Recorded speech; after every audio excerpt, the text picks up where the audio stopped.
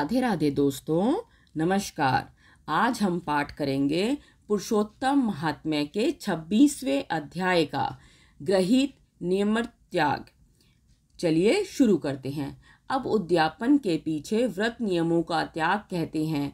वाल्मीकि बोले, संपूर्ण पापों के नाश के लिए, विष्णु भगवान की प्रसन्नता के लिए विधि पूर्वक ग्रहण किए हुए नियमों का त्याग कहता हूँ। हे राजन, अयोचित व्रत में रात्रि में भोजन करने वाला मनुष्य ब्राह्मणों को भोजन करा स्वर्ण दान दे। अमावस्या को भोजन कराने वाला दक्षिणा सहित गौ दे। जो आंवला स्नान करे वह दही या दूध दे।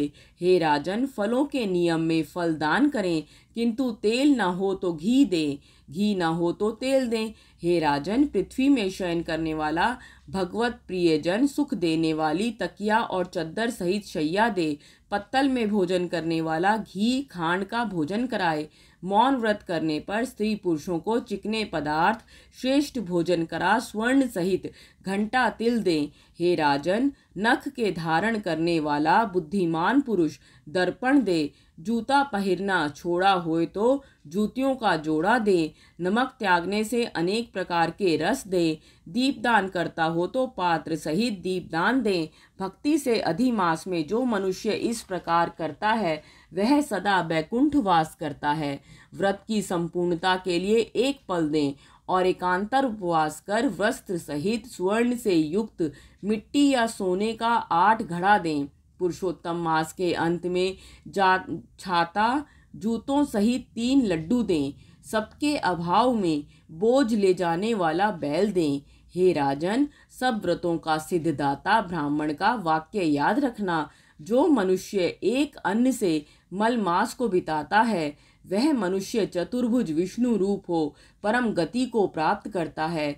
जिस मास में एक अन्न से पवित्र कुछ नहीं है, एक अन्न से सिद्ध मुनिजन उत्कृष्ट मोक्ष को प्राप्त हुए। जो मनुष्य अधिमास में रात्रि में भोजन करता है वह राजा हो सब कामनाओं को प्राप्त होता है, इसमें संशय नहीं है। प्रातःकाल देवता भोजन करते हैं और दोपहर को मुनि, तीसरे पहर पितृगण और चौथे पहर में अपनी आत्मा के लिए भोजन कर रहे। हे राजन, जो पुरुष सब काल व्यतीत कर भोजन करता है, हे जनाधिप, उसके ब्रह्म इत्यादि पाप नाश हो जाते हैं। और हे महिपाल, रात्रि में भोजन करने वालों को सबसे अधिक पुण्य मिलता है।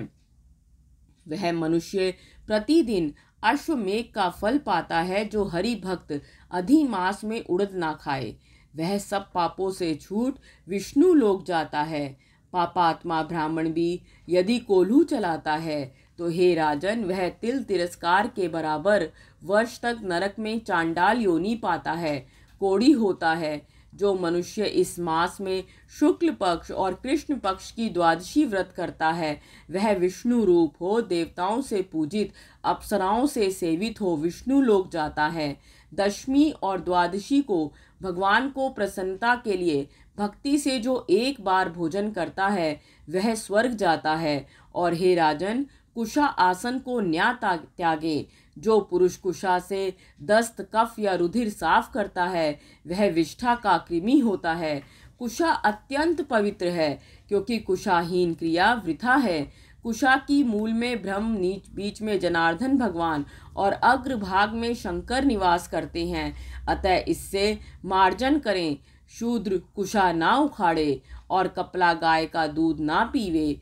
हे भूपते, ढाक की पत्तल में भोजन ना करे और ओंकार का आचरण ना करे। यज्ञ का बचा हुआ अन्न ना खाए, ना आसन पर बैठे, यज्ञोपवीत धारण ना करे, ना वेद की क्रिया करे। विधि रहित आचरण करता हुआ शूद्र पितरों सहित डूबता है। जब तक 14 इंद्र हों तब तक महाभयंकर नरक में पड़ता है। पश्चात वह शूद्र मुर्गा, सुअर या वानर की योनि पाता है। इसीलिए शूद्र कभी ओंकार का उच्चारण ना करे। हे राजन, शूद्र को ब्राह्मण नमस्कार करने से नाश होता है। हे महाराज, इतना करके परिपूर्ण व्रत की प्राप्ति होती है। ब्राह्मणों को दक्षिणा ना देने से मनुष्य नरक में जाता है और व्रत की विफलता पाकर अंधा और कोढ़ी होता है।